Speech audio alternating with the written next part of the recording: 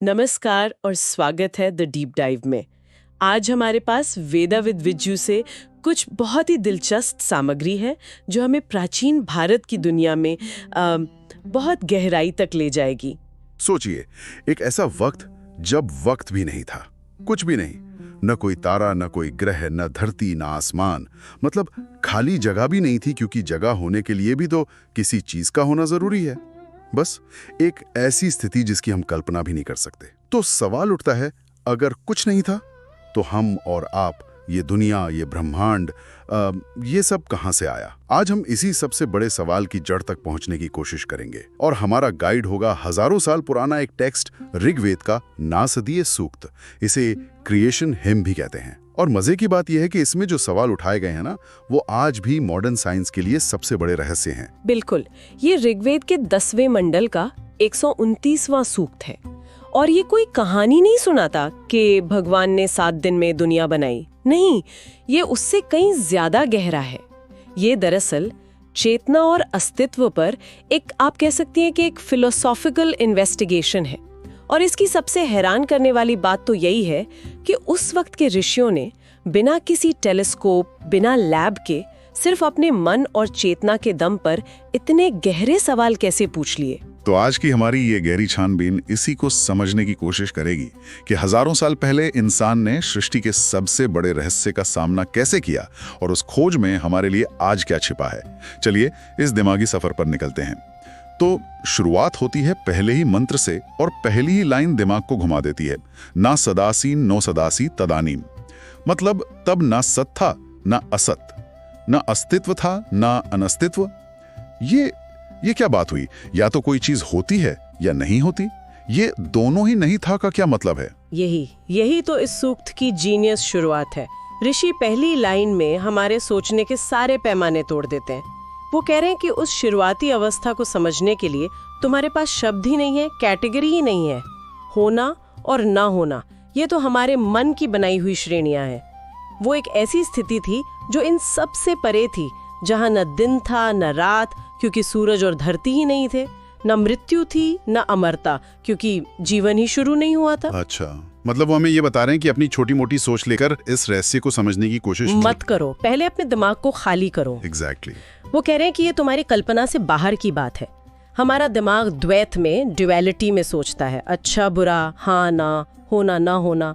ऋषि कह रहे हैं कि इन सब को एक तरफ रख दो, तब जाकर शायद उस अवस्था की एक धुंधली सी झलक मिल पाएगी। ठीक है, तो उन्होंने स्टेज सेट कर दिया कि हम कुछ ऐसा समझने जा रहे हैं जो लगभग नामुमकिन है। इसके बाद तो कहानी आगे बढ़नी चाहिए कि फिर क्या हुआ? नहीं, कहानी नहीं, यहीं पर सूक्त सबसे साहसी मोड़ लेता है। दूसरे मंत्र में ऋषि जवाब देने की बजाय इतिहास का शायद सबसे बड़ा सवाल पूछते हैं, को अद्धा वेद क इह प्रवोचत। कौन सचमुच जानता है, कौन दावे से कह सकता है कि ये सब कहां से आया, कैसे बना? एक मिनट, ये तो बहुत अजीब बात है। मतलब अपने सबसे पवित्र ग्रंथ में जहां लोग जवाब ढूंढने आते हैं, वहां आप लिख रहे हैं कि किसी को नहीं पता। हाँ, और यही बात इसे क्रांतिकारी बनाती है। दुनिया की ज्यादातर प्राचीन सभ्यताओं ने सृष्टि की बड़ी पक्की और ठोस कहानियां दी। किसी देवता ने मिट्टी से इंसान बनाया, किसी ने समुद्र को चीरकर दुनिया बनाई। दावे के साथ जवाब दिए गए। ये शायद इतिहास में पहली बार था जब किसी सभ्यता ने इतने ऊंचे स्तर पर इतने विश्वास के साथ अपनी अज्ञानता को स्वीकार किया। उन्होंने कहा, हमें नहीं पता। लेकिन क्या इसे विनम्रता की जगह एक तरह की बौद्धिक हार नहीं माना जा सकता कि वो एक जवाब तक पहुंच ही नहीं पाए, इसलिए उन्होंने कह दिया शायद कोई नहीं जानता? देखिए, इसे हार मानना एक दृष्टिकोण है, लेकिन दूसरा दृष्टिकोण ये है कि मुझे नहीं पता कहना ही सबसे ईमानदार वैज्ञानिक और दार्शनिक स्थिति है। आज मॉडर्न कॉस्मोलॉजी को ही देख लीजिए। बिग बैंग थियरी हमें बताती है कि लगभग 13.8 अरब साल पहले एक महाविस्फोट से ब्रह्मांड बना। लेकिन जैसे ही आप पूछते हैं कि उस विस्फोट से ठीक पहले उस सिंगुलैरिटी के बिंदु पर क्या था, तो विज्ञान कहता है वी डोंट नो। हमारे फिजिक्स के नियम वहां टूट जाते हैं। तो जो सवाल आज हॉकिंग और आइंस्टाइन के बाद भी खड़ा है, वही सवाल उन ऋषियों ने हजारों साल पहले पूछा था। उन्होंने जवाब की जगह सवाल की ताकत को पहचाना। अच्छा, तो पहले उन्होंने बताया कि अवस्था अकल्पनीय थी, फिर कहा कि किसी को पक्का नहीं पता क्या हुआ, तो इसके बाद कुछ तो अंदाजा लगाया होगा उन्होंने, कोई तस्वीर तो बनाई होगी। हाँ बिल्कुल, तीसरे मंत्र में वो एक तस्वीर खींचते हैं। तम आसीत तमसा गूढ़मग्र्य। शुरुआत में सब कुछ अंधकार से ढका हुआ अंधकार था। अप्रकेतम सलीलम सर्वमायदम। सब कुछ पानी की तरह था, बिना किसी रूप के, बिना किसी पहचान के, बस एक अंतहीन निराकार ऊर्जा का सागर। यहाँ पानी का मतलब सचमुच का H2O तो नहीं होगा? नहीं, बिल्कुल नहीं। यहाँ सलीलम या जल एक प्रतीक है, एक मेटाफर उस चीज के लिए जिसके पास कोई रूप नहीं है, कोई सीमा नहीं है, जो बस बह रही है। और कमाल की बात यह है कि जिस कॉस्मिक सूप की थ्योरी तक पहुंचने में विज्ञान को क्वांटम फिजिक्स और पार्टिकल एक्सेलरेटर लगे, उसे ऋषियों ने सिर्फ चेतना और ध्यान के जरिए महसूस किया। यह हमें सोचने पर मजबूर करता है कि क्या ब्रह्मांड को समझने के रास्ते सिर्फ बाहरी प्रयोगों से ही गुजरते हैं, या भीतरी अनुभव से भी वही सच जाना जा सकता है। ठीक है, तो पहले सिर्फ अंधेरा और एक तरह का एनर्जी सूप था, तो फिर कुछ ठोस बना कैसे? मतलब पहला एक्शन क्या हुआ? यहीं पर वो तप वाली बात आती है, राइट? बिल्कुल। चौथे मंत्र में एक रोमांचक मोड़ आता है। उस निराकार अंधकारमय ऊर्जा के सागर के भीतर से कुछ पैदा हुआ। तपस्तन महीना जायते एकम। तप की महान शक्ति से एक का जन्म हुआ।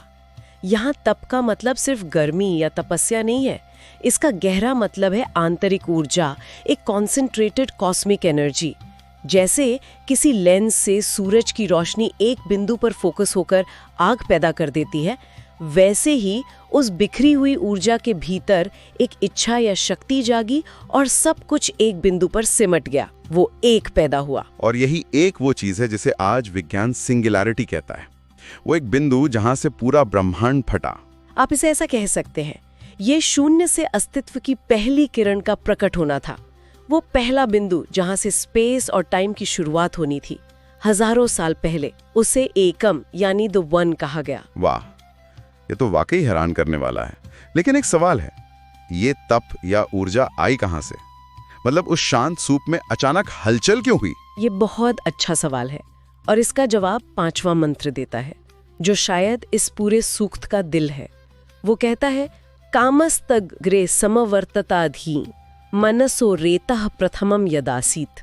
सबसे पहले काम प्रकट हुआ, जो मन का पहला बीज था। एक मिनट, काम मतलब डिजायर, इच्छा? ये तो एक बहुत ही मानवीय भावना है। क्या ऋषि सच में ये कह रहे थे कि ब्रह्मांड की शुरुआत किसी भावना या इच्छा से हुई? ये थोड़ा अटपटा नहीं लगता? ये अटपटा इसीलिए लगता है क्योंकि हम काम शब्द को बहुत सीमित अर्थ में देखते हैं। यहाँ काम को ऐसे समझिए जैसे एक बीज के अंदर पेड़ बनने की जबरदस्त इच्छा होती है।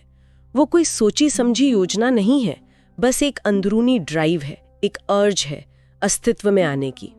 ऋषियों के अनुसार ब्रह्मांड की शुरुआत भी ऐसी ही एक मौलिक ब्रह्मांडीय इच्छा से हुई। ये कोई ठंडी मैकेनिकल प्रक्रिया नहीं थी, बल्कि एक चेतन घटना थी।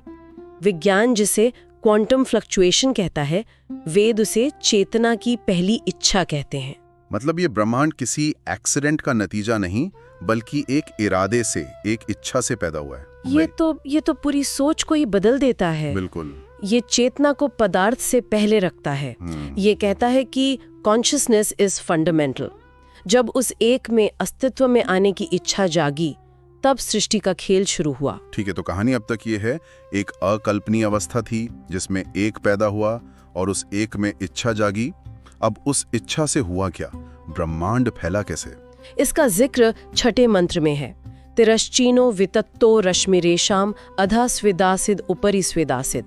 उस एक से ऊर्जा की किरणें तिरछी आड़ी तिरछी दिशाओं में फैली, कुछ ऊपर की ओर गईं, कुछ नीचे की ओर। यहीं से द्वैत यानी डुअलिटी का जन्म हुआ, ऊपर और नीचे, भीतर और बाहर, पुरुष और प्रकृति। तो क्या हम इसे ऐसे समझ सकते हैं कि स्वधा वो कैनवास है यानी पदार्थ, और प्रयति वो पेंटर की ऊर्जा या इच्छा है जो उस कैनवास पर चित्र बनाती है। एक के बिना दूसरा अधूरा है। बिल्कुल सही, आपने बहुत अच्छा उदाहरण दिया। मंत्र में यही दो शब्द आते हैं, स्वधा जो नीचे की ओर फैली यानी पदार्थ या मैटर, द स्टफ, और प्रयति जो ऊपर की ओर उठी यानी ऊर्जा या consciousness, the force that moves the stuff. इन्हीं दोनों के मेल से सृष्टि का पूरा ढांचा बना।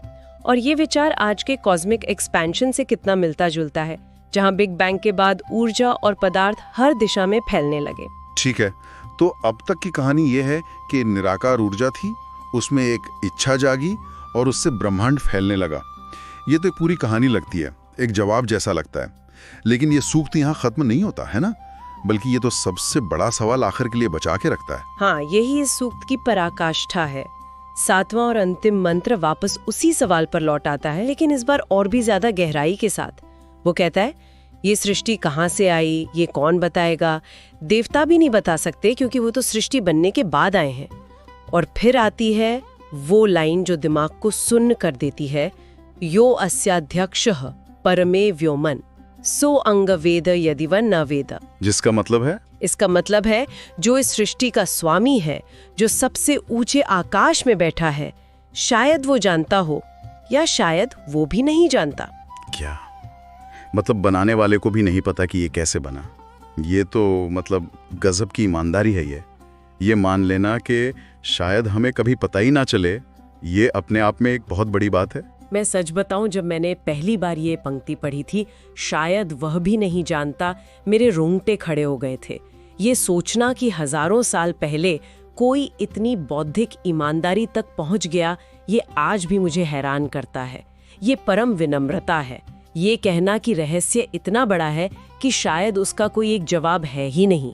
ये सूक्त एक गोल चक्कर की तरह है, ये जहां से शुरू होता है वहीं आकर खत्म होता है एक बड़े प्रश्न चिन्ह पर। तो अगर हम इस पूरी चर्चा को समेटें तो नसदीय सूक्त हमें कोई बना बनाया नक्शा नहीं देता, यह हमें उत्तर नहीं बल्कि एक नजरिया देता है कि सच की खोज जवाबों से ज्यादा सही सवाल पूछने में है। और ये नजरिया आज हमारी जिंदगी के लिए बहुत जरूरी है। हम एक ऐसी दुनिया में रहते हैं जहां गूगल पर हर सवाल का जवाब मिल जाता है। हमें निश्चितता, सर्टेनिटी की आदत पड़ गई है। लेकिन जिंदगी के सबसे बड़े सवाल, मेरा मकसद क्या है, प्यार क्या है, मौत के बाद क्या होता है, इनका कोई एक निश्चित जवाब नहीं है। तो ये सूक्त हमें अनिश्चितता, अनसर्टेनिटी के साथ सहज होना सिखाता है। बिल्कुल। और ये हमें सिखाता है कि मैं नहीं जानता कहना कमजोरी नहीं बल्कि ज्ञान की शुरुआत है। जब आप ये मान लेते हैं कि आपको सब कुछ नहीं पता, तभी आप कुछ नया सीखने के लिए तैयार होते हैं। जिज्ञासा ही अध्यात्म और विज्ञान दोनों का शुरुआती बिंदु है। इस सूक्त का संदेश हार मानना नहीं है, बल्कि खोज को जिंदा रखना है। तो नसदीय सूक्त सृष्टि के रहस्य के सामने विनम्रता और कभी न खत्म होने वाली जिज्ञासा का पाठ है। ज्ञान का सबसे ऊंचा स्तर शायद यही स्वीकार करना है कि हम सब कुछ नहीं जानते। और आज विज्ञान और अध्यात्म दोनों एक ही रहस्य को सुलझाने की कोशिश कर रहे हैं। भाषा अलग है, रास्ते अलग हैं। एक उसे एनर्जी कहता है, दूसरा चेतना। एक बिग बैंग की बात करता है, दूसरा ब्रह्मांडीय इच्छा की। लेकिन सवाल वही है, और शायद इस सवाल का कभी कोई एक जवाब मिलेगा भी नहीं। और शायद इसी में ब्रह्मांड की असली खूबसूरती छुपी है। चलिए चर्चा को एक आखिरी सवाल के साथ छोड़ते हैं जिस पर सब सोच सकते हैं। अगर सृष्टि की शुरुआत वाकई एक इच्छा से हुई, तो क्या इसका मतलब यह है कि ब्रह्मांड अपने आप में एक जिंदा चेतन चीज है? और अगर ऐसा है तो उस विशाल चेतना से हमारा यानी हमारी अपनी चेतना का क्या रिश्ता है?